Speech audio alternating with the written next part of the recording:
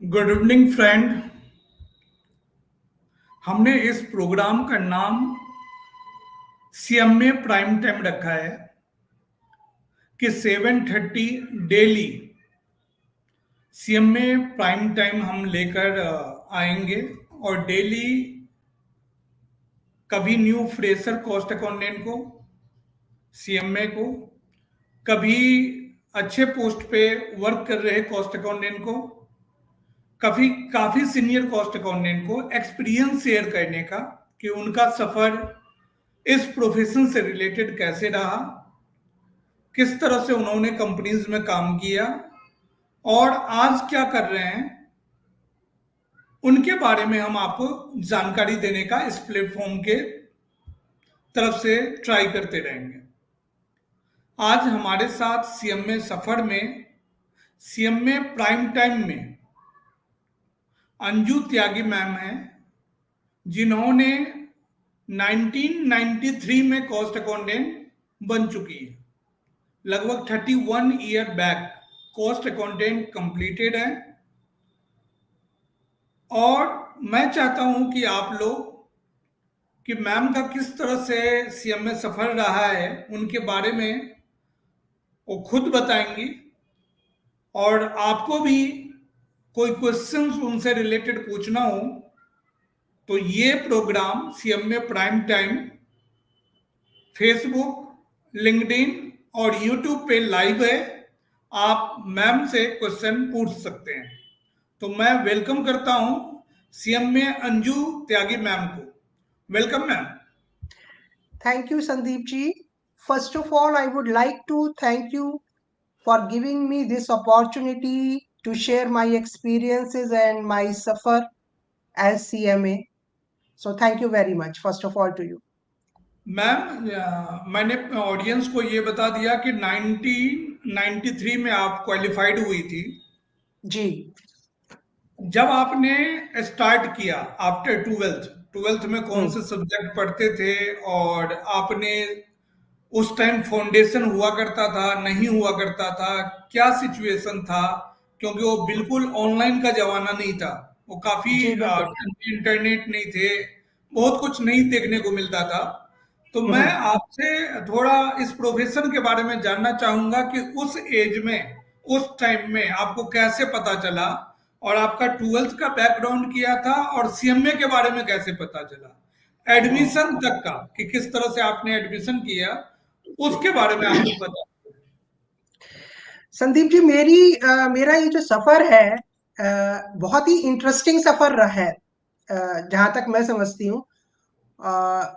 1993 जैसे कि आप समझते हैं कि वो टाइम कंप्यूटर नहीं थे, इंटरनेट नहीं था, कुछ भी नहीं था।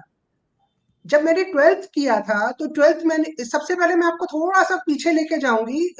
ये वो टाइम था जबकि साइंस ए कोर्स और बी कोर्स हुआ करता था। जो मेडिकल में इंटरेस्टेड स्टूडेंट होते थे वो साइंस ए कोर्स लेते थे, जो नॉन मेडिकल वाले थे वो साइंस बी कोर्स लेते थे। तो टिल 10th मेरा जो प्लानिंग थी वो थी एमबीबीएस करने की। तो मैंने साइंस का ए कोर्स लिया हुआ था। बट आई डोंट नो क्या हुआ, 10th करने के बाद मेरा इंटरेस्ट एकदम मूव हो गया कॉमर्स साइड पर। और जब 11th में सब्जेक्ट्स चूज करने का टाइम आया तो मैंने कॉमर्स साइड चूज कर लिया। 11th और 12th मैंने कॉमर्स से किया। फॉर्चुनेटली मेरे बहुत अच्छे मार्क्स आए, डिस्टिंक्शन आई 3 सब्जेक्ट्स में 12th में।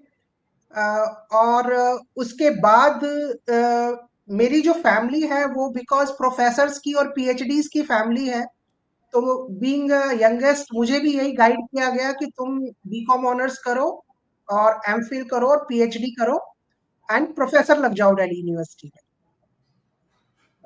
बट मेरे पता नहीं माइंड में कुछ अलग ही चल रहा था, या मैं बहुत सारे प्रोफेसर्स को देखकर फैमिली में थोड़ा फेडअप हो चुकी थी। तो इसलिए मैंने फिर कॉमर्स साइड से रिलेटेड बाकी चीजों के बारे में जानना शुरू किया। हमारे स्कूल में हमारी टीचर्स भी बहुत अच्छी गाइड थी उस वक्त जो 12th में थी। उन्होंने भी मुझे गाइड किया कि ये लाइंस हैं। बट एनीवेज 12th के बाद तो मैंने बीकॉम ऑनर्स ज्वाइन किया दिल्ली यूनिवर्सिटी से। और 3 साल जब मैंने बीकॉम ऑनर्स किया तो मुझे सीए, सीएमए और सीएस के बारे में काफी नॉलेज हो गई थी। और वहीं से मैंने अपना माइंड बना लिया कि मुझे अब आगे इस प्रोफेशन में जाना है। तो आपने उस टाइम में फाउंडेशन कोर्स हुआ करता था या कोर्स का कुछ और नाम था? नहीं संदीप जी, फाउंडेशन कोर्स था उस वक्त भी, लेकिन मैंने क्योंकि बीकॉम ऑनर्स करना मैंने जरूरी समझा, तो मैंने बीकॉम ऑनर्स के बाद इसको ज्वाइन किया। मैंने फाउंडेशन के लिए अप्लाई ही नहीं किया। तो I had entered through direct entry. Situation same था मैम, कि जैसे अभी 2 बार साल में एग्जाम होते हैं, 2 बार रिजल्ट होते हैं, इसी तरह था या कुछ चेंज था जी, इंटर के लिए? इसी इसी तरह था। 2 बार ही एग्जाम हुआ करते थे। और मैंने सुना कि 2008 तक ऐसा सिचुएशन था कि कॉस्ट अकाउंटेंट में ग्रुप 1 और ग्रुप 2 का एग्जाम मॉर्निंग और इवनिंग शिफ्ट में होता था। एक दिन में आपको 6 आवर पेपर देना है यदि दोनों ग्रुप देते हो तो क्या ये 93 में कुछ ऐसा था? 93 में तो ऐसा नहीं था संदीप जी। वैसे भी मैंने सिंगल ग्रुप के लिए ही हमेशा अपीयर किया। अच्छा, स्टार्टिंग से आपने एक एक ग्रुप करके दिया। हाँ। जी, तो क्योंकि मेरी इंटर फैमिली में तो हम्म इंटर करने के बाद आपकी ट्रेनिंग कैसे हुई, किसी कॉस्ट अकाउंटेंट के अंदर या किसी किसी कंपनीज के अंदर? हाँ, यही मैं बताना चाहूंगी। Actually unfortunately in the after completing my BCom honours, जब मैं सीएमए इंटर कर रही थी, तो थोड़ी फैमिली में कुछ मेडिकल इश्यूज आ गए थे। एंड मुझे काफी रिस्पॉन्सिबली उसमें पार्टिसिपेट करना पड़ा। तो मैंने क्या किया कि पढ़ाई में मेरा मोस्ट ऑफ द, मैं आपको बताऊं अपने यंगस्टर्स की इंफॉर्मेशन के लिए, क्योंकि वो घबरा जाते हैं जल्दी, तो मैं चाहती हूँ कि वो मोटिवेटेड रहे।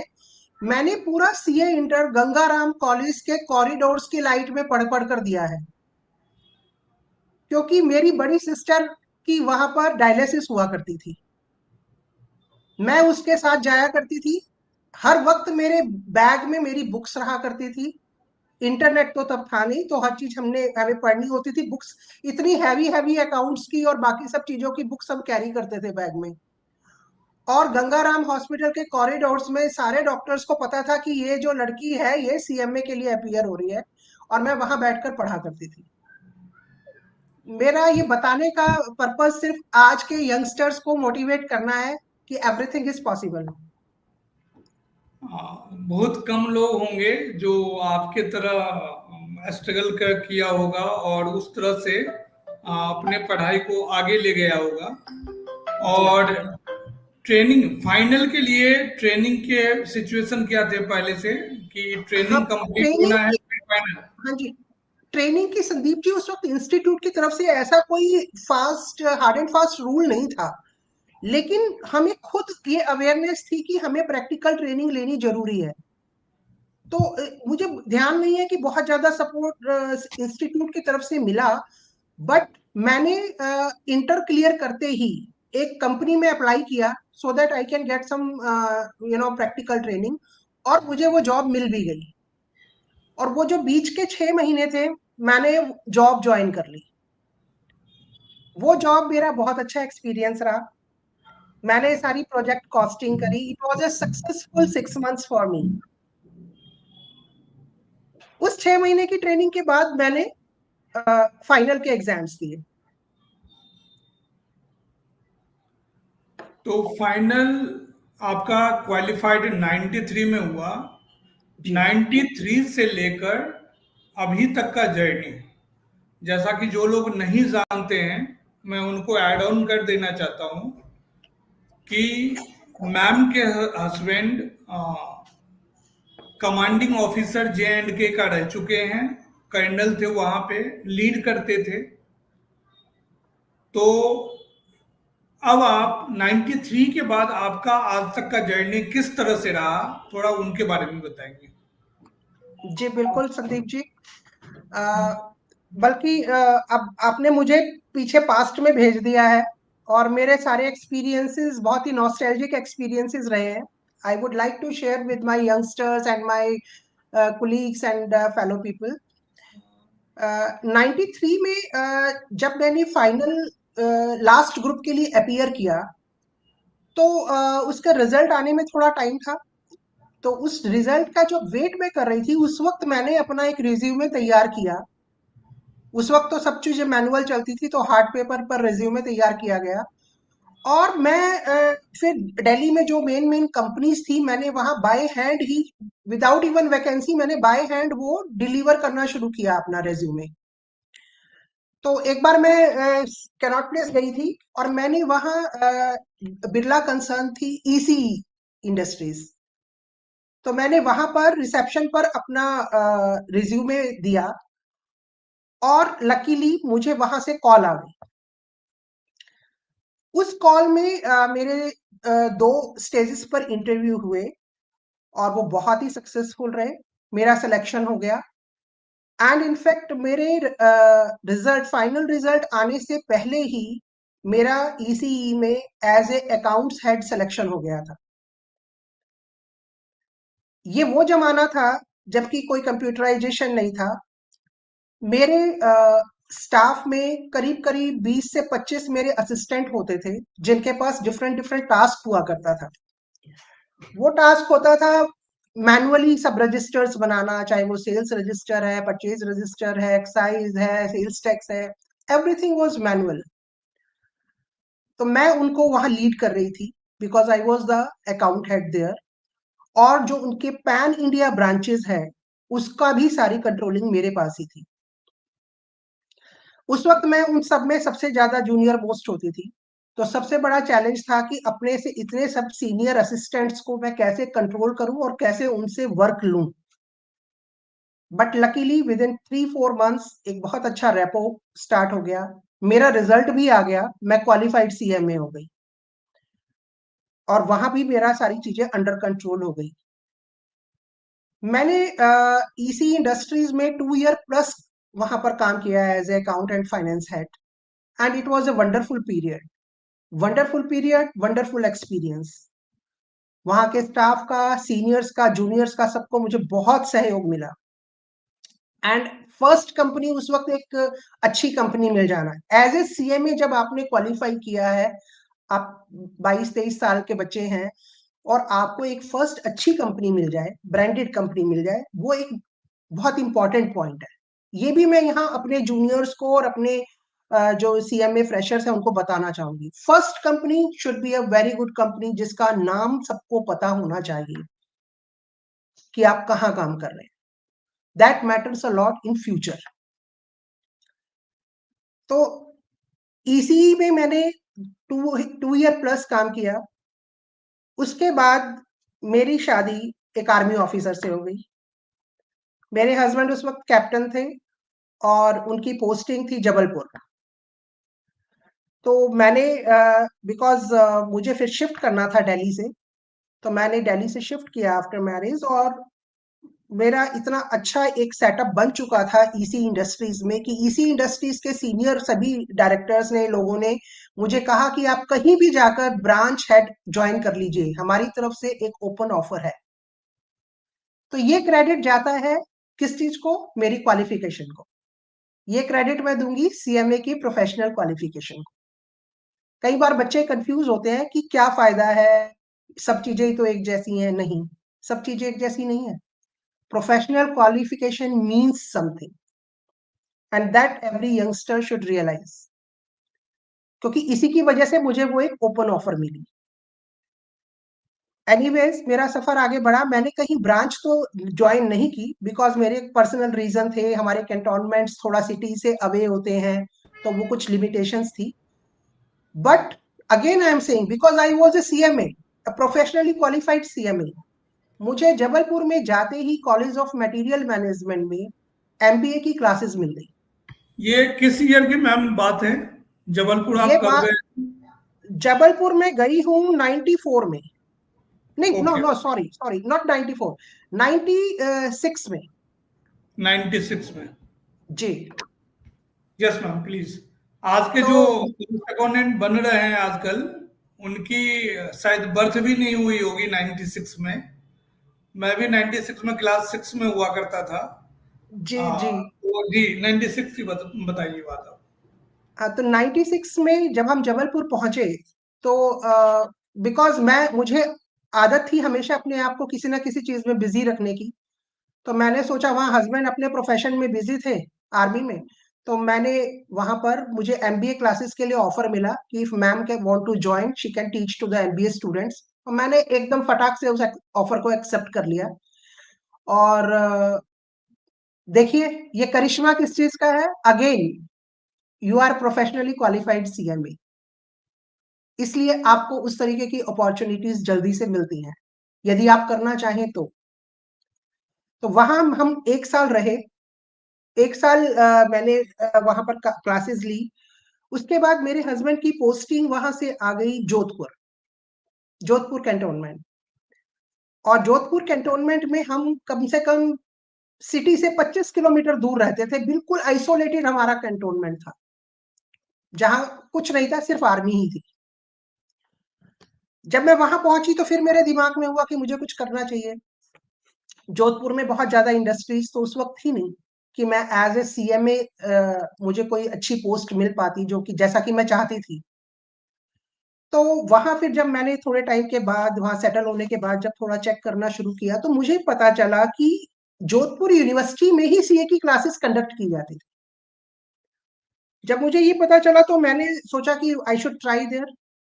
मैं जोधपुर यूनिवर्सिटी पहुंची, वहाँ के डीन वगैरह से मिली और मैंने उनको अपना डिस्कस किया उनके साथ कि I want to take classes, I am a qualified CMA.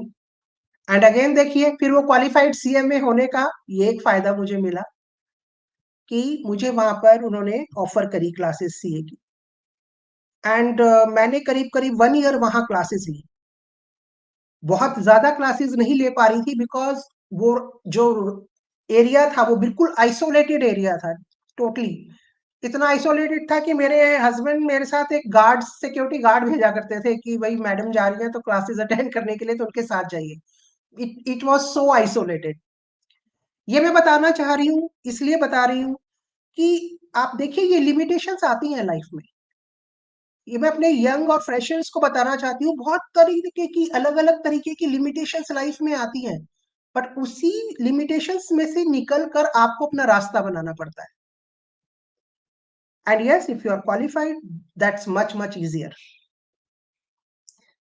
तो फिर संदीप जी, हम जोधपुर तक पहुंच गए थे। जोधपुर कौन से ईयर में? जोधपुर हम रहे हैं 90, क्योंकि 96 एंड में हम लोग निकले जबलपुर से। तो 97 एंड 98 मेरा जोधपुर में बीता। 2000 से लेकर 2005 के बीच का कोई मेमोरी आपको याद हो? 2000 से 2005, जी हाँ, मेरी बहुत ही स्ट्रॉन्ग मेमोरीज है उस वक्त की। 2000 से 2005 के बीच में मेरे हस्बैंड शिलोंग में पोस्टेड थे और वो असम राइफल्स का पार्ट थे। आई होप आप असम राइफल्स जानते होंगे, नॉर्थ ईस्ट में। Yes ma'am, yes. तो नॉर्थ ईस्ट में असम राइफल का पार्ट थे। तो जब मैं शिलोंग पहुंची तो शिलोंग में भी इंडस्ट्रीज बहुत ज्यादा है नहीं। नॉर्थ ईस्ट का आप जानते हैं स्टेटस, और थोड़ा सिक्योरिटी रीजंस था, वहां पर भी थोड़ा सिक्योरिटी इश्यूज रहा करते थे। बट वहां पर मैं Assam Rifles wives welfare association की मेंबर थी। और वहां उस टाइम क्या हुआ कि असम राइफल्स जो एक बहुत ही रॉयल फोर्स है, उन्होंने एक बहुत बड़ा इवेंट ऑर्गेनाइज किया। और वो इवेंट ऐसा था जिसमें बॉलीवुड के बड़े बड़े स्टार्स आए थे और बड़े बड़े पॉलिटिशियंस आए थे। फंक्शन कंडक्ट किया गया था असम राइफल्स की तरफ से। असम राइफल्स वीमेंस वेलफेयर की तरफ से मुझे उसका रिप्रेजेंटेटिव बनाया गया। I was representing the whole Assam Rifles welfare association in front of the Bollywood and the politicians which were there that time. वो एक्सपीरियंस भी मेरा अपने आप में बहुत ही यादगार एक्सपीरियंस है, जिसमें एक अलग ही तरीके का इंटरेक्शन हुआ। और मैं वो इसलिए यहाँ मेंशन करना चाहती हूँ कि जो एजुकेशन और प्रोफेशनल एजुकेशन है वो आपको सिर्फ जॉब करने के लिए ही ट्रेन नहीं करती है, वो आपकी पर्सनालिटी को ओवरऑल आगे बढ़ाती है। ये फायदा है एक प्रोफेशनल क्वालिफिकेशन का। तो वहां का मेरा वो जो एक एक्सपीरियंस था वो बहुत ही बढ़िया था, बहुत ही नॉस्टैल्जिक था। बॉलीवुड के बड़े बड़े स्टार्स को मैंने कंडक्ट किया, और उन्होंने मुझे एक असम राइफल्स वाइफ्स की तरफ से, एक ऑफिसर वाइफ की तरह, जिस तरह से उनका एक एक्सप्रेशन होता था, मुझे बहुत खुशी मिलती थी उसको देखकर। आज के डेट में थोड़ा लाइफ फास्ट हो गया है।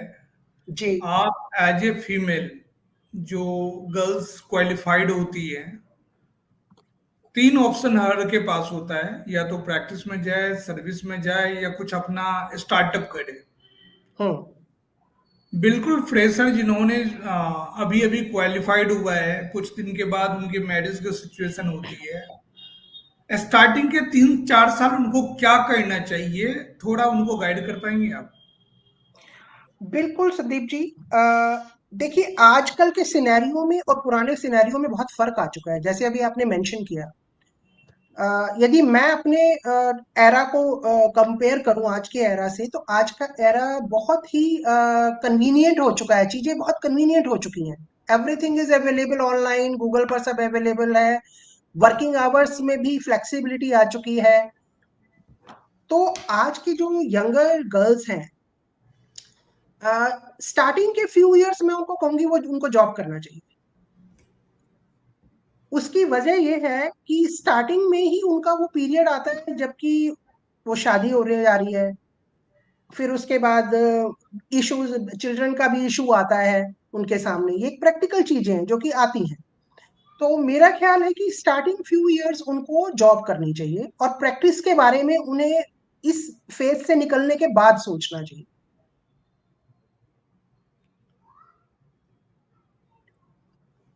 अब इतना एक्सपीरियंस लेने के बाद, यदि आपसे बोला जाए कि अपना टाइम किस तरह से एक्सपेंड करना चाहती हैं, या आपके पास क्या ऑप्शन नजर आता है कि सब कुछ सेटल हो चुका है, अब हमें लाइफ को एंजॉय करना है, तो प्रोफेशनली तरीके से हम लोग क्या क्या कर सकते हैं, तो क्या क्या ऑप्शन आज के टाइम में फेस करने को देखने को मिलता है? क्योंकि बहुत सारी ऐसे लेडीज हैं जिन्होंने अच्छे पोस्ट से काम किया है, रिटायर्ड भी हो चुकी हैं, वो चाहती हैं कुछ हमें ऐसे लोग मिले जिनके साथ हम मिल के एक टीम बनाकर और काम को कर सके। नहीं, कुछ तो मैं 10 से ज्यादा लोगों को जानता हूँ, अलग अलग कंपनीज से वो रिटायर्ड हो चुकी हैं, और नहीं चाहती हैं कि लाइफ के एक्सपीरियंस को अपने घर के बीच में रखें। हाँ, घर में टाइम देना अच्छी बात है, बट वो चाहती हैं कि 5 दिन, 4 दिन, 2 दिन, मंथ में कुछ ऐसा भी काम करें कि जितना लाइफ में हमने अचीव किया है वो इस सोसाइटी को ट्रांसफर कर सकूं, उसे एक दिशा दिखा सकूं। तो किस तरह से, क्या लगता है आपको, आप जब सोसाइटी में बैठती होंगी, सबसे बात करती होंगी, तो आज के फीमेल के लिए जो रिटायर्ड कर चुकी हैं, रिटायर्ड होने वाली हैं, मतलब रिटायरमेंट का मतलब है 60, गवर्नमेंट जॉब से वो जा रही हैं, तो उनके पास क्या ऑप्शन होना चाहिए और क्या सोचती हैं, उनके बारे में कुछ जानकारी चाहेंगे आपसे? बहुत अच्छा क्वेश्चन है संदीप जी आपका। वैसे मैं तो अभी 60 तक नहीं पहुंची हूँ।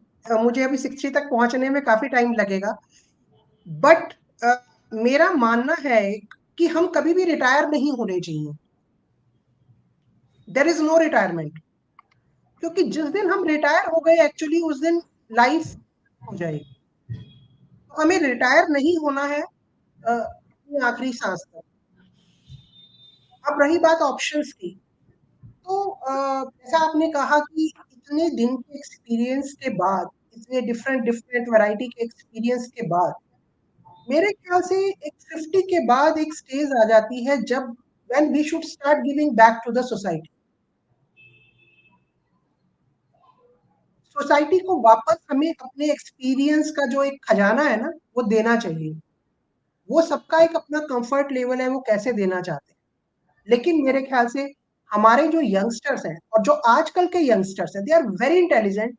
बट मुझे जब भी बात होती है यंगस्टर्स से, तो कहीं ना कहीं मुझे एक चीज फील होती है कि दे आर वेरी इंटेलिजेंट, उनको एक्सपोजर भी बहुत मिल रहा है, हाईली टेक भी है, बट एक डायरेक्शन की कमी है। ये मुझे बहुत स्ट्रांगली फील होता है कि जो हमारा आज का यंगस्टर्स हैं, उनको कुछ अच्छी काउंसलिंग की ज़रूरत है। और मैं इस चीज़ को बहुत स्ट्रांगली बिलीव करती हूँ कि जो 50 प्लस जो भी एक्सपीरियंस हैंड्स हैं, उनको सीरियसली इस बारे में सोचना चाहिए कि हम अपने यंगस्टर्स को मोटिवेट करें, पॉजिटिवली मोटिवेट करें, उनको नेगेटिव और पॉजिटिव का फ़र्क बताएँ, उनको उनकी प्लानिंग में उनके उनको उनके फ़ोबियाज़ से बाहर निकालें। जो उनके फ़ोबियाज़ हैं, जो उनकी लोनलीनेस है, उससे बाहर निकालें। ये काम मेरे ख्याल से हम ही लोग कर सकते हैं, बिकॉज़ हम वो सब स्टेजेस से अब निकल कर आ चुके हैं। मैं तो यही सजेस्ट करूँगी उन एक्सपीरियंस लेडीज़ को कि प्लीज़ आप आगे आइए और इस तरफ हाथ बढ़ाइए कि हम अपने यंग्स, क्योंकि ये एक सोसाइटी, इससे सोसाइटी भी इम्प्रूव होगी और कंट्री भी इम्प्रूव होगी। ये दोनों चीज़ें इंटरकनेक्टेड है। और दूसरा ये अपनी हॉबीज़ को परस्यू करिए, पेंटिंग करिए, राइटिंग वर्क करिए, सिंगिंग करिए, ये सब चीज़ें साथ-साथ चलाइए पैरेलली। मेरे ख्याल से इससे अच्छा ओल्ड एज नहीं बीत सकती। मैम, हमने ये जो प्लेटफॉर्म बनाया है, ये हम चाहते हैं कि आने वाले टाइम में मैक्सिमम टाइम लाइव हो और डिफरेंट लोगों का जो अलग अलग है, कैटेगरी वाइज है, कि कोई एक्सपीरियंस शेयर करना चाहते हैं या कोई कुछ लर्न करवाना चाहते हैं, तो इसको हमने एक सिस्टमेटिक करने का ट्राई किया है। और ट्राई ये भी कर रहा हूँ कि कुछ यदि आपको लगता है कि ये टेक्निकल चीज लोगों को पता होना चाहिए या एक्सपीरियंस होना चाहिए, तो उसमें कुछ पीपीटीज वगैरह या वीडियोस का प्रेजेंटेशन ये प्लेटफॉर्म पे सारे अवेलेबल है। एग्जाम्पल के लिए दिखा देता हूं मैं कि यदि हमें पीपीटीज शो करना है तो किस तरह से दिखेगा यहाँ पे।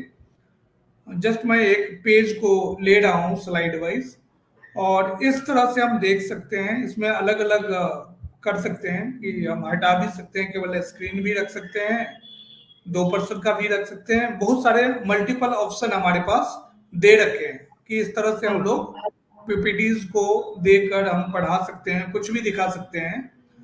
तो ये पीपीटी का जरिया है। दूसरा, हम वीडियो, जैसे कल का हमने कुछ प्रेजेंटेशन रांची में रखा था, 3-3 यूनिवर्सिटी में कम से कम 10 प्रोफेशनल को ले गया और 3-3 प्रोफेशनल को डिवाइड किया कि 3-3 लोग तीनों कॉलेज में जाएंगे और हुँ, बच्चों को 1.5 घंटे मोटिवेट करेंगे। तो हुँ, एक दिन में हम लोगों ने 3 का किया। तो मैं उसका वीडियो को आपको प्रेजेंट करना चाहूंगा कि उसको हम, यदि कोई वीडियो प्रेजेंटेशन होता है तो हम किस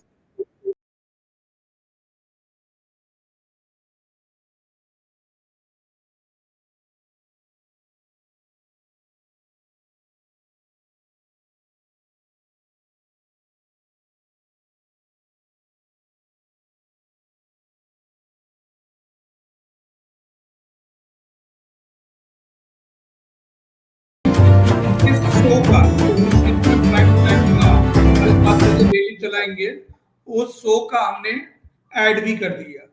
तो मैं हुँ, जस्ट ये दो चीज आपको इसलिए दिखाना चाहता हूं कि कल के डेट में कोई भी प्रेजेंट करना चाहते हैं कुछ भी, चाहे वो पीपीटी हो चाहे वो वीडियोज हो, कि वीडियोज दिखा के कुछ अच्छे स्पीकर जो होते हैं कुछ कुछ वीडियो क्लिप लेके उनको एक्सप्लेन करते हैं।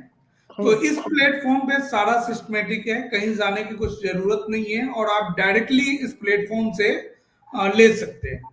तो हुँ, उम्मीद ये भी करता हूं कि आपसे कम से कम मंथ में एक बार कोई ना कोई टॉपिक, जो कि 30 मिनट 35 मिनट का टॉपिक हो और जनरल डिस्कशन भी हो जाए, क्योंकि इस प्रोग्राम को मैं 50 मिनट से ज्यादा नहीं ले जाना चाहता, हुँ, 40 से 50 मिनट के बीच में रखना चाहता हूँ। तो इस तरह का हुँ। सर्विसेज हम दे सकते हैं।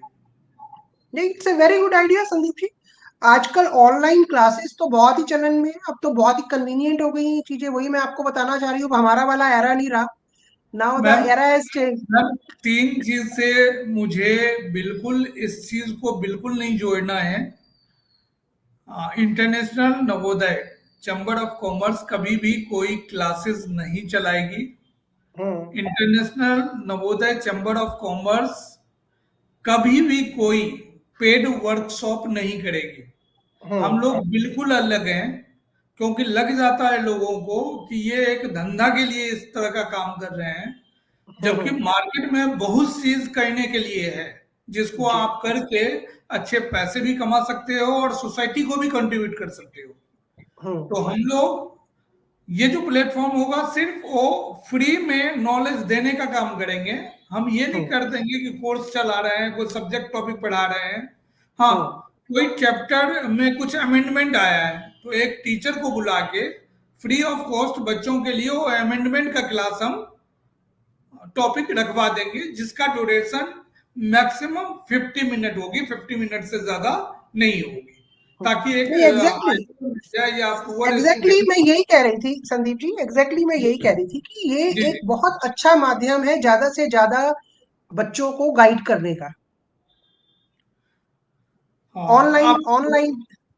हाँ जी। आप सोचेंगे कि फिर ये संदीप या दूसरा पर्सन इतना टाइम दे रहा है, उसको कैसे पैसा मिलेगा, कैसे अर्निंग होगा, ये भी बहुत लोगों को टाइम माइंड में आता है। तो यदि हम्म। मैं हो सकता है रेगुलर इस शो को करूं और टाइम फिक्स कर दूं कि 1 घंटे का शो करते हैं और डिफरेंट टाइप के लोग आते हैं यहाँ पे, जितने भी लोग हम्म। आ सकते हैं डिफरेंट टाइप के होते हैं, तो हो हम्म। सकता है कि हमें इस शो को चलाने के लिए कोई ना कोई कंपनी से स्पॉन्सरशिप मिल जाए। हम्म। एक हमारे ऑर्गेनाइजेशन को इनकम का सोर्स मिल जाएगा जब देखेंगे कि हम्म। इतने लोग व्यू करते हैं इनसे। तो वो एक जरिया हम लोग बना सकते हैं अर्निंग का। बट कभी भी किसी टीचर को या फिर स्टूडेंट से कलेक्शन का हम लोग जरिया नहीं बनाना चाहते इसको। ठीक है। चलिए, हाँ, नाइस टू आप हियर दैट। आप क्या मानती है, आपका एक्सपीरियंस क्या कहता है कि यदि आप कुछ प्रोजेक्ट, मान लो 10 लेडीज आपके जैसे, 10 female, professional female, chartered accountant, cost accountant, company secretary मिलके एक प्रोजेक्ट बनाते हैं और कुछ गवर्नमेंट के साथ अच्छा करने का ट्राई करते हैं, तो क्या आपको ऐसा लगता है कि गवर्नमेंट आपके साथ काम करने को तैयार हो जाएगी? आपका क्या सोचना है? मार्केट में नहीं। क्या होता है उनके बारे में मैं नहीं जानना चाहता। हम्म। एज ए फीमेल, आप क्या सोचती है कि आप अपना रास्ता कैसे बनाएंगी यदि आपको कुछ इस तरह का वर्क करना हो तो? मुझे लगता है संदीप जी, आजकल इस तरीके के काफी ऑप्शंस हैं और ये पॉसिबल है। क्यों पॉसिबल नहीं है? यदि 10 लेडीज मिलकर भी कोई प्रोजेक्ट बनाना चाहती हैं अपने एक्सपीरियंस को, अपने प्रोफेशनल क्वालिफिकेशन को यूज करके, तो why why not possible? It is very much possible. और आजकल तो गवर्नमेंट वैसे भी वीमेन को प्रेफरेंस दे रही है इतना, तो मुझे नहीं लगता कि इसमें कोई मुश्किल है। यदि कुछ अच्छे लाइक माइंडेड माइंड मिल जाए और एक अच्छा आइडिया निकल कर आए, तो yes, it is very much possible.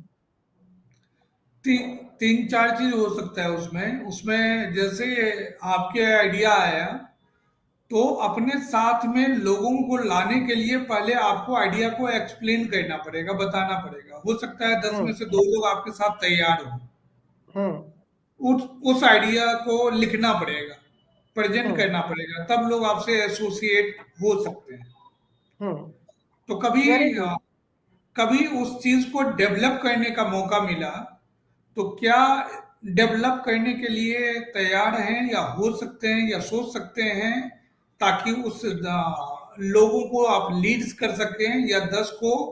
होता क्या है कि जब हम आगे चलना शुरू करते हैं तो सब लोग मना करते हैं, ये क्या कर रहा है, इसमें कुछ नहीं है। और जहां हमें सक्सेस मिलना स्टार्ट होता है, लोग ऑटोमेटिक फॉलो करने लगते हैं कि चलो इनके साथ जुड़ जाओ, हो सकता है यहाँ बेटर ऑप्शन मिल जाएगा। हम्म। लेकिन वो फर्स्ट स्टेप देने वाले बहुत कम लोग होते हैं। हम्म।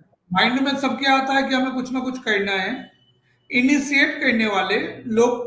हाँ, कुछ लोग ऐसे भी होते हैं जिनके पास कोई प्लान नहीं होता है, लेकिन हम्म। इनिशिएट करने के लिए एनी टाइम तैयार रहते हैं। हाँ, मैं ये भी कर लूंगा, मैं ये भी कर लूंगा, मैं ये भी कर लूंगा। जब आप उन्हें बोल दो कि आपको 5 लाइन लिखना है कि कैसे करना है, फिर वो पीछे हट जाते हैं। हम्म। तो क्या कभी मौका मिलेगा या आप सोच सकते हैं कि आप अपने आप को आगे लाएं, या फिर किसी और चीज में आप इन्वॉल्व होना चाहते हैं आज के डेट में? नहीं, देखिए, अब मैं हर तरीके का एक्सपीरियंस ले चुकी हूँ अपनी लाइफ में, और अभी इस वक्त यस, बच्चे ग्रो अप हो चुके हैं। वो कहते हैं ना कि 50 के बाद एक बार लाइफ दोबारा शुरू होती है, तो मैं अब उस फेज में हूँ कि अब मैं दोबारा से अपनी एक नई इनिंग स्टार्ट करना चाह रही हूँ, क्योंकि बच्चे बड़े हो गए हैं और मुझे भी टाइम मिल रहा है, एवरीथिंग इज सेटल्ड। मैंने एक अपना रेंटल बिजनेस सेटअप किया, वो भी बड़ा अच्छा स्मूथली चल रहा है। जॉब्स का भी हर तरीके का एक्सपीरियंस लिया है मैंने, इंडिया में भी काम किया है तो मैंने अब्रॉड भी काम किया है, अब्रॉड इंटरनेशनल सेटअप में भी मैं काम कर चुकी हूँ। तो वो सब एक्सपोजर को मिला के यदि कुछ हम कर पाते हैं तो it's a very good idea, why not. Ma'am मैं तो चाह रहा हूँ कि जैसे आपसे डिस्कस हुआ और काफी दिनों से जान रहा हूँ आपको, आपने आज से 1.5-2 साल पहले जब हमने कुछ वोमेन एम्पावरमेंट पे आर्टिकल के लिए बोला था या मेल किया था हम्म। लोगों को, तो आपका आर्टिकल आया था जिनको बहुत लोगों ने अप्रिसिएट भी किया था। 1.5 साल जी पहले की जी। बात है। और उस मेरे टाइम ख्याल से सिंगल सिंगल ही आर्टिकल आया था एक्चुअली, मैं सब बाकी लोगों के भी आर्टिकल पढ़ना चाहती थी, बट वो मुझे मौका मिला नहीं। तो उस टाइम में बहुत लोगों ने उसके ऊपर कमेंट किया था, अप्रिसिएट किया था आपके आर्टिकल को। और शायद मैं उस टाइम आपके कनेक्शन में नहीं था, कुछ दिन पहले मैं आपके आपसे कनेक्ट हुआ हूँ। हम्म। तो मैं ये चाहता हूँ कि कभी कभी आप कुछ सोसाइटी के अच्छे फीमेल का जो एक लेवल पे अचीव कर चुकी है, उनको आपके साथ रखूं और जो काम मैं कर रहा हूं आपके साथ एज ए होस्ट करने का या इंटरव्यू लेने का, तो मैं चाहूंगा कि इस प्लेटफॉर्म पे यदि आप टाइम निकाल सकते, मैं ज्यादा नहीं, महीने में हर वीक में एक इंटरव्यू हो जाएगा। तो हम्म। इस तरह का यदि इंटरव्यू आप निकाल सकती हैं, लेकिन मेरा एक रूल है। हम्म। रूल क्या है कि हम क्या लाइफ में करते हैं, यदि कोई चीज करना है तो एक फिक्स कर देते हैं, हम्म। ये टाइम में ये करना है। यदि हमें सेमिनार कहीं करना है तो माइंड डिसाइड करता है कि नहीं, 50 का टारगेट लो, 20 सेमिनार तो पर मंथ हो ही जाएंगे। हम्म। जैसे प्राइम टाइम हमने स्टार्ट किया 7:30 में, तो स्टार्टिंग फेज है, हम इसको ट्राई ट्राई करेंगे रेगुलर करने का। लेकिन जब दिल्ली में अवेलेबल रहेंगे तो खाली नहीं रहेंगे, वो मंथ में 30 में से 20 तो कर ही देंगे। हम्म। लेकिन टारगेट ये भी करेंगे कि हम 7:30 में इनको कंप्लीट करें। हम्म। तो एक ऐसा कुछ बन जाए, क्योंकि आजकल क्या है कि मोबाइल सबके हाथ में होता है और हम्म। आप कहीं भी और अक्रॉस द इंडिया कहीं भी आप ज्वाइन कर सकते हो। हम्म। तो इस प्लेटफॉर्म पे यदि हम लोग डिस्कस कर लेंगे कि किस डेट को और कितने बजे शूट करेगा, क्योंकि नाइट का ज्यादा टाइम प्रेफर मैं इसलिए करता हूं क्योंकि सब लोग घर में बैठे होते हैं, खाना वाना खा के हाथ में ही मोबाइल होता है। हम्म। तो 9 बजे के आसपास सब लोग कुछ ना कुछ मोबाइल में करते रहते हैं। तो हम्म। यदि वीक में एक दिन आप 9 to 10 इस तरह का टाइम दे दें, तो मैं हर वीक में एक सीनियर फीमेल का, जिन्होंने अपने अचीव किया है गोल को या कुछ स्ट्रगल करके बहुत आगे तक निकली है, या फिर हम्म। कोई अपना एक्सपीरियंस शेयर करना चाहती हैं, जिनसे हम्म। सोसाइटी में कुछ चेंज करना चाहती हैं। जरूरी नहीं है वो केवल प्रोफेशनल हो।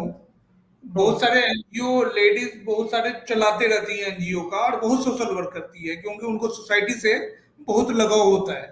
तो हम्म। ऐसे भी लोगों को आपके साथ लाकर यदि वीकली एक प्रोग्राम हो जाए, जैसा कि अभी मैं नाम नहीं बताना चाहूंगा आपको, बस एग्जांपल देना चाहूंगा कि मैंने एक बंदे को लिंक्डइन पे हमने देखा कि जितने आर्टिकलशिप और गवर्नमेंट जॉब निकलता है सबका वो अपडेट करता है। हम्म। मैंने उससे कॉल किया, कॉल करके यही बोला कि यदि मैं आपके साथ एक शो कर लूं वीकली, हम्म। आप तो वहां लिखते हो फेस टू फेस जोड़ने का मतलब वैकेंसी अपडेट हर हम्म। वीक में आप एक बार कर दो। हम्म। तो एक डे को फिक्स कर लेंगे, एक घंटे फिक्स कर लेंगे, जितने वैकेंसी एक वीक में आया होगा सबके बारे में डिस्कस कर लेंगे। हम्म। तो लोग क्या है कि पढ़ना में उतना इंटरेस्ट नहीं लेते, लेकिन वीडियो देख लेता है कि हम्म। जो रिगार्डिंग अपडेट आ रहा है तो वो देख लें। कभी कभी क्या होगा, एक वीक में उनके पोस्ट देख के मुझे ये लगता है कि हो सकता है कि वो एक घंटे में नहीं कवर कर पाए, कि पोस्ट बहुत हम्म ज्यादा डालते हैं, क्योंकि हम्म कुछ ना कुछ उनको मिल ही जाता है कि यहाँ भी निकला हुआ है, यहाँ भी निकला हुआ है। तो हम्म उस कंडीशन में हम एक जगह के जगह बदले में अगले दिन दो जगह 2 दिन भी कर लेंगे, हम्म ताकि पता चले बच्चों को या प्रोफेशनल्स को, चाहे वो हम्म चार्टर्ड अकाउंटेंट हो, कॉस्ट अकाउंटेंट, सब जगह दोनों सेम है तो दोनों के लिए आता है। तो उनको हम्म पता चले कि ये फिनांस वैकेंसी जो है इस चैनल पे इतने बजे हर अवेलेबल। संडे को या हर संडे को या हर फ्राइडे को इतने बजे जरूर आता है। हम्म तो वो तैयार भी थे, लेकिन उन्होंने कुछ मना किया मुझे कि मुझे 15, 20, 25 दिन का टाइम दो। किसी हम्म कंपनी में इंटरव्यू दिया हूं, वहां होने वाला है, उम्मीद लगा के बैठा हूं। वो यदि एक बार हम्म रिजल्ट डिक्लेयर हो जाता है फिर मैं आऊंगा। हम्म ऐसा नहीं हो कि मैं इंटरव्यू दे के रखा हूं और इसी वीडियो के कारण हमारे ऊपर आ हम्म जाएगी। जी तो जी। थोड़ा मैं इस चीज से बचूंगा, लेकिन ट्राई करूंगा कि ये सब फिक्स हो जाता है उसके बाद मैं डेली अपडेट करना स्टार्ट करूंगा। तो मुझे हम्म बहुत अच्छा आइडिया लगा वो, और हम्म लगा कि शाम का जो टाइम है 7:30 to 10, हम्म ये मैं इस प्लेटफॉर्म के माध्यम से धीरे धीरे सोसाइटी को कंट्रीब्यूट करना चाहता हूँ, हम्म चाहे मैं कहीं भी बिजी हूँ। हाँ, कुछ टाइम ऐसे होंगे जो दूसरा शो चलेंगे, लेकिन शाम को 7:30 to 10 का प्रोविजन बना रहा हूँ कि इस टाइम में ये लाइव सेशन करके सबको अपडेट देने का काम करेंगे। हम्म आप लोग कोई भी कुछ क्वेश्चन पूछना चाहते हैं? एक विकास सिंह जी हैं, काफी पुराने दोस्त हैं, अप्रिसिएट किया है कि बेटा, थैंक यू विकास सर, आजकल मिर्जापुर में है, मुझे मुझे जानकारी मिल चुका है आपका कि वहां आजकल हैं आप। दूसरा, after passing CMA in which sector candidate should go, private और government, kindly clarify this point. Saubhik का है, मैं तो यही बोलूंगा यदि पीएसयू सेक्टर में मिलता है आपको तो सबसे पहले पीएसयू सेक्टर पकड़ो, क्योंकि आजकल पीएसयू का जॉब जो है ना 18 लाख से नीचे पैकेज नहीं है। और प्राइवेट सेक्टर वाले 99% चांसेस है आपको स्टार्टिंग में 18 लाख नहीं देगा। वो 6 लाख, 10 लाख, 13 लाख तक, 13 लाख तक, 15 लाख तक ले जाएगा। लेकिन पीएसयू में यदि मिलता है तो सेफ साइड होता है, लिमिटेड आवर होता है, सैटरडे संडे फ्री होता है। तो फर्स्ट प्रेफरेंस तो आप गवर्नमेंट का ही दो, पीएसयू का दो। उनके लिए 2-3 पेपर क्लियर करने होते हैं। कुछ कुछ ऐसे हैं कंपनीज जो इंटरव्यू के लिए डायरेक्ट इंटरव्यू के बेस पे सिलेक्शन करते हैं। तो मैं ट्राई ये भी करूंगा कुछ कुछ पीएसयू में जिनका सिलेक्शन हो चुका है, इस प्लेटफॉर्म पे लाकर यही 7:30 में सीएम में प्राइम टाइम में लाइव करके डिस्कशन करूंगा। मैम, कुछ और आप इनको सजेशन देना चाहेंगी? इन्होंने पूछा है प्राइवेट सेक्टर या गवर्नमेंट सेक्टर। अ, नहीं, मैं यही, आपने वैसे ठीक कहा है बिल्कुल जो पॉइंट आउट किया है। अ, और खास तौर पर वीमेन कैंडिडेट जो हैं हमारी, जो वीमेन सीएमएज हैं, उनको तो मैं कहूंगी कि पीएसयू ज्वाइन करना ही चाहिए, because work life balance is much more better in PSUs. जैसा कि अभी आपने बताया कि सैटरडे संडे ऑफ मिल जाता है, पैकेज भी अच्छा है, स्टेबिलिटी एंड सिक्योरिटी भी है। प्राइवेट में इनिशियली ये बात ठीक है कि इतना ज्यादा पैकेज नहीं मिल पाता, और वर्किंग आवर्स का भी बड़ा अनस्टेबल सा रहता है। So yes, that's fine. Initially PSU is a better option. Ma'am, institute के लिए मौका मिलेगा आपको काम करने का, क्या करना पसंद करेंगे? देखिए, मैं एक चीज बताऊं, मेरा वैसे काफी टाइम क्योंकि दिल्ली से बाहर ही गुजरा है, और अब मैं वापस फिर से एक बार सिचुएटेड हूँ यहाँ ग्रेटर नोएडा में।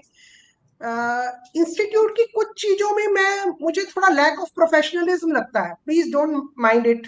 मैं काफी स्ट्रेट फॉरवर्ड बोलने वालों से हूँ, बट इंस्टीट्यूट की काफी चीजों में इम्प्रूवमेंट की जरूरत है, और वो इम्प्रूवमेंट एक अच्छे लेवल के इम्प्रूवमेंट की जरूरत है, जिसका डायरेक्ट बेनिफिट फिर प्रोफेशनल्स को मिले। मैम, यहाँ मैं रोकूंगा, इसलिए रोकूंगा कि अभी की जो टीम है, चाहे वो हम्म सेंट्रल की हो, रीजन की हो, बहुत बारीकी से हर लेवल पे काम कर रही है। ओके। मैं आपको 3 से 4 ईमेल आईडी दे दूंगा। हम्म। आप उस टॉपिक को लिख के मेल कर देंगे, वो चीज आपको इम्प्रूव दिखना शुरू हो जाएगा। ओके, कुछ दैट्स ऐसे अप्रिशिएबल, दैट्स कुछ अप्रिशिएबल। कुछ ऐसे डिसीजन हुए हैं हम्म। जो 6 AM सुबह के 6 बजे रेज किया गया है, और उसका डिसीजन नोटिफिकेशन में कन्वर्ट होके 2 से 3 बजे मार्केट में आ जाता है, वेबसाइट पे आ हम्म। जाता है। तो हम्म। इतना फास्ट वर्क हमने आज तक नहीं देखा। ओके, तो चलिए दैट्स गुड। मैं इसीलिए जितने कह रही हूँ हैं, because I was away, so maybe this improvement is there, तो I am very happy because I love my profession. मैं अपने आपको मैं प्रोफेशन को, हाँ। आपको मैं 3 4 ईमेल आईडी दे दूंगा, उस पे सारे हम्म। सजेशन आप दे देंगे। वो सजेशन आपको अगले दिन से दिखना हम्म। स्टार्ट हो जाएगा। दैट्स वेरी नाइस, दैट्स तो अप्रिशिएबल। ये डिपेंड करता है लीडर के ऊपर, और आजकल central council member, regional council member सब लोग अपना बेस्ट दे रहे हैं, हम्म। जिसमें सबसे बड़ा सहयोग जो है वो स्टाफ कर रहे हैं। वो हम्म। स्टाफ बात मानते हैं और उसको अप्लाई कर देते हैं। और हम लोग एक मिशन भी बना रखे हैं कि प्रोफेशन के अगेंस्ट वर्ड किसी को नहीं बोलने दूंगा। जिनको प्रॉब्लम है थोड़ा तरीके से बताओ, वो चीज हम्म। इंप्रूव होना स्टार्ट हो जाएगा। तो हम्म। हमने अपने आंखों से उस चीज को होते हुए देखा है, इसलिए आपसे इस तरह का कमिटमेंट बोल रहा हूं कि यहाँ से इम्प्रूव हो रहा है। बस वो राइट डायरेक्शन में पता चल जाना चाहिए कि ये प्रॉब्लम है। दैट्स वेरी दो गुड। चार दो चार 10 हमें भी प्रॉब्लम था, उस हम्म। प्रॉब्लम को हमने इंस्टीट्यूट तक पहुंचाया, और इंस्टीट्यूट ने 3 दिन 4 दिन 5 दिन के अंदर में नोटिफिकेशन निकाल के उनको सॉल्व कर दिया। तो हम्म। बहुत अच्छा लगा कि इतना एक्टिव होके हम्म। द्विवेदी सर के लीडरशिप में आनंद सर काफी एक्टिव है, नवनीत सर एक्टिव है, सारे सेंट्रल काउंसिल मेंबर काफी एक्टिवली काम कर रहे हैं। तो हम्म। अच्छा लगता है कि यदि आपको हम्म। इरेज करो प्रॉब्लम और 2 दिन में, 1 दिन में, 1 घंटे में, 2 घंटे में प्रॉब्लम सॉर्ट आउट हो जाता है, तो काफी ये अच्छा लगता है। That's a very appreciable change. मेरी तरफ से भी उनको कॉन्ग्रेचुलेशंस। मैम ऑलमोस्ट आपने हमारा आज टाइम दिया काफी। और एक कमेंट और है, कोई क्वेश्चन और पूछना चाहते हैं? चलिए वही रिपीट कर रहे हैं। सौविक, आप मेरे मोबाइल नंबर पे कॉल कर लेना, मैं आपको बता दूंगा। मोबाइल नंबर आपको मैं देखेंगे तो मिल जाएगा। फेसबुक से कमेंट कर रहे हैं, फेसबुक पे डाला हुआ है, आप कॉल कर लीजिएगा। तो मैं ट्राई करूंगा आपकी जो भी प्रॉब्लम है उनको सॉल्व करने का। और सीएम में इंटर स्टूडेंट जो पास करके फाइनल में आए हैं, वो कांटेक्ट करो अक्रॉस द ये, मतलब इंडिया, कहीं भी आपको लगता है, आप अपने चैप्टर को, रीजन को, रिप्रेजेंटेटिव को कांटेक्ट करो, और ट्राई करो मैक्सिमम कि एक वर्क कल्चर पीएसयू में मिलता है तो आप वहां जाने का। और एक अच्छा क्वेश्चन पूछा है जय अरोड़ा सर ने, इन्होंने लिंक्डइन पे पूछा है कि हेड ऑफिस कब दिल्ली शिफ्ट हो रहा है। हम्म। सर, इसका जवाब यही है कि ये चीज जो फाइल वोटिंग सारे मेंबर ने दिया था, इनको उठा करके गवर्नमेंट को भेज दिया गया है। न्यू गवर्नमेंट आ जाएंगे जून में, हो सकता है फर्स्ट सेशन में ये फाइल डिसीजन के लिए चला जाए। जब डिसीजन गवर्नमेंट तरफ से आ जाएगी, और बहुत उम्मीद के साथ कह रहा हूं कि 2024 में हेड ऑफिस शिफ्ट हो जाना चाहिए। तो हम लोगों के लिए, हम लोगों ने 93% वोट किया है, सब लोगों ने वोट किया है। मैं तो ओपनली बोल रहा हूँ, पहले भी बोला था, ग्रुप में भी डाला था कि हेड ऑफिस कलकत्ता के कंपेयर में दिल्ली हो तो बेटर हो, और सब लोगों ने वोट करके दिल्ली में लाने के लिए बोला है। तो कुछ लीगल प्रोविजन है जो कंप्लीट होने में टाइम लग सकता है, लेकिन मुझे नहीं लगता है कि 25 ये जाएगा, 24 में ही ये कंप्लीट हो जाना चाहिए, और उम्मीद करते हैं इतने दिन में हो जाना चाहिए। मैम, आज आप इस प्लेटफॉर्म पे आई, और मैं रिक्वेस्ट आपसे यही करूंगा कि जल्द ही आपका 100 वीक में 1 डे एक अच्छे लेवल जो न्यू हाइट पे लेडीज पहुंच चुकी हैं उनका इंटरव्यू रखता हूँ, अरेंज करता हूँ, ताकि उनके बारे में जान सकें। ट्राई ये भी करूंगा कि अपने प्रोफेशन में एक मैम आई थी, आप देखी थी उस दिन जब वुमेन्स डे में आप इंस्टीट्यूट गई थी, हम्म। Chitrali Goswami ma'am, yes yes. ONGC की सीजीएम है। Yes yes. और मुझे आई नहीं मेट लगता हर। है कि मैंने अपने आंखों से इससे ज्यादा एनर्जेटिक मतलब फीमेल लीडर को देखा होगा। तो मैं हम्म। ट्राई करूंगा कि उनके साथ आपका शो स्टार्ट हो। ओके, दैट उससे विल क्या बी होगा, नाइस। बहुत सारे यंगर्स को बेनिफिट हम्म। होगा। और सीएम में प्राइम टाइम है, तो सीएम में प्राइम टाइम में हम स्टार्ट जो है वो सीएमए के साथ ही करना चाह रहे हैं। बिल्कुल बिल्कुल। तो मैं मैम से टाइम ले लेता हूँ, जब भी वो टाइम दे देंगी तो उनके हम्म। साथ, या फिर मैं नंबर आपको फॉरवर्ड कर दूंगा, आप सारा हम्म। चीज बता देना कि इस तरह से हम्म। हम लोग सोच रहे हैं। क्योंकि आप हम्म। कन्विंस करेंगे तो वो जल्दी तैयार होंगे। तो हम्म। जब वो आ जाती हैं तो उनके बेस पे हम लोग स्टार्ट करते हैं आपका शो हर वीक में एक दिन, जहां ओके। ऑपरेट आप करेंगे। मैंने ओके। कल, मुझे लगता है कि मैं थोड़ा थोड़ा काम अच्छा कर रहा हूँ, जैसे कल का किया था। मैं कल का एक बार फिर से मैं वीडियो दिखाकर एंड करना पसंद करूंगा। छोटा सा क्लिप, हमारे ऑफिस स्टाफ ने इसको डेवलप किया है। तो एक बार हम्म। देखिए, कल मैं रांची में था। रांची के 3 यूनिवर्सिटी में 10 से ज्यादा कॉस्ट अकाउंटेंट को लेके गए। सब ने 1.5 घंटे का प्रेजेंटेशन दिया। 500 से ज्यादा बच्चे सेटिस्फाई हुए हैं, अटेंड किए हैं इनको। और एक लगा कि एक सिटी के अंदर डिफरेंट कॉलेजेस में, क्योंकि जब आज सुबह का न्यूज़पेपर आया था तो बहुत सारे कॉलेजेस में का उसमें आर्टिकल था कि ये प्रोग्राम किया गया रांची जैसे सिटी में। हम चाहते हैं कि रेगुलर बेस पे ये डिफरेंट सिटी में हो, और जो एक जनरल मेंबर है वो भी पार्टिसिपेट करना स्टार्ट करे। तो ये हम्म। सीएम में प्राइम टाइम की तरफ से हम चाह रहे हैं कि आप लोग हमसे कनेक्ट हो, और जो जिस एरिया में आप हैं वहीं पे कंट्रीब्यूट कर सकते हैं। आप ऑनलाइन हम्म। हैं तो ऑनलाइन ही कंट्रीब्यूट कर सकते हैं। तो आइए हम्म। देखते हैं कि किस तरह का रहा हमारा कल का सेशन।